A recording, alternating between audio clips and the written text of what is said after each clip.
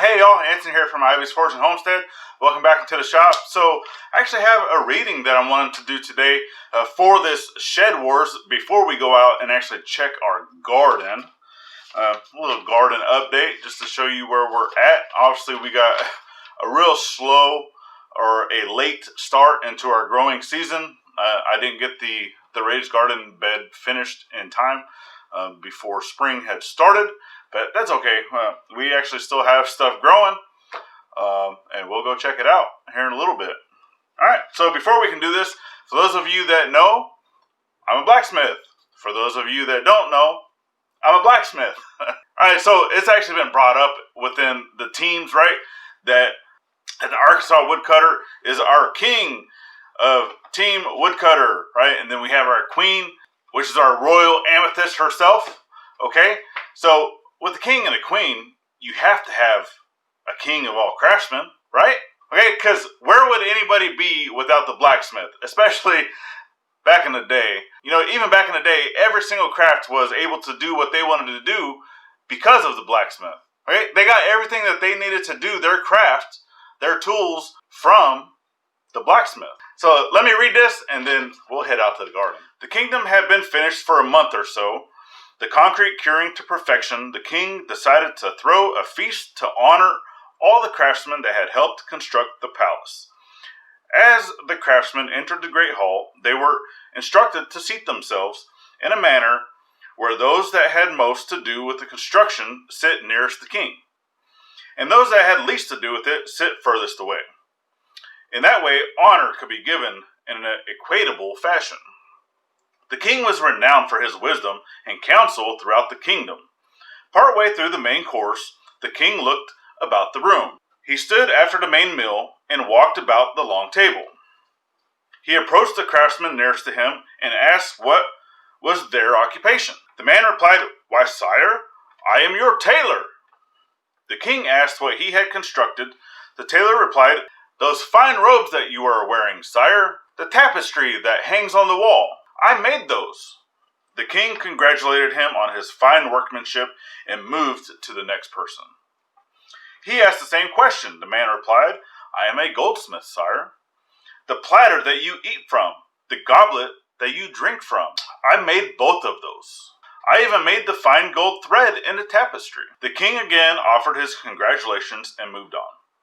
The next in line was the silversmith. His reply to the king's question was to point out the cutlery at the king's table, and the fine candlesticks adorning the table. And so the king made his way down the table, stonemason, carpenter, gardener, and so on, until he had reached the blacksmith sitting at the far end of the room. He asked the blacksmith what he had contributed to the palace. The blacksmith replied that he had made the hinges for the door, but not a lot else. Seemingly satisfied with his meetings, the king returned to his seat. After the fine dessert, the king again stood and walked around the table. He approached the tailor. The king asked, "Tell me, your scissors, your needles, where do you get those from?"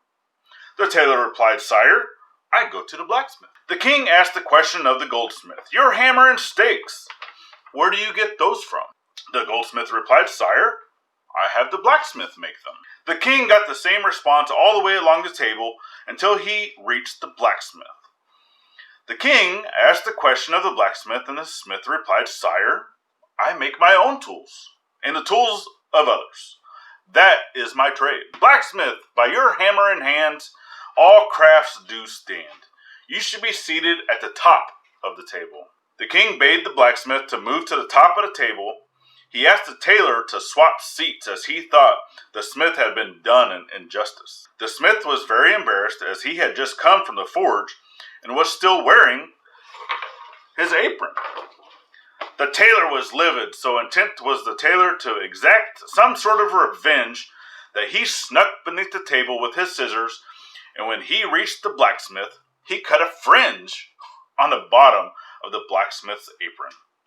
After the meal, the smith noticed his apron and understood what had happened. He continued to wear the apron while working at the forge and always exclaimed delight when someone would ask him the story behind the fringe. Why, he would say, the tailor gave me this recognition of my services to the crafts. That is why, to this day, a blacksmith should always have a fringe cut at the bottom of his apron. Okay, so I hope you liked that story. We're going to go out and we're going to check the garden. But before we do, go ahead and click that subscribe if you haven't subscribed already. You can click that bell for notifications. That way, any other great videos coming up, you're notified. All right, let's head on out to the garden.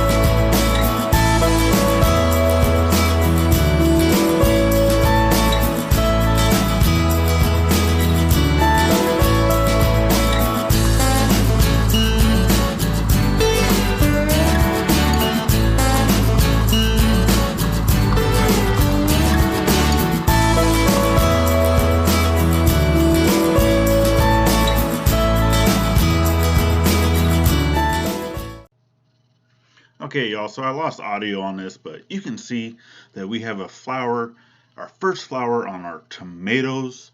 It's going to be awesome. Our cabbage is growing in strong. There's actually going to be 5 head to this. And then our squash, it's going to flower. There's so much fruit that's going to come out of this plant. It's ginormous. We actually had to move it over here to this corner, and it's just flourishing. It's doing so awesome.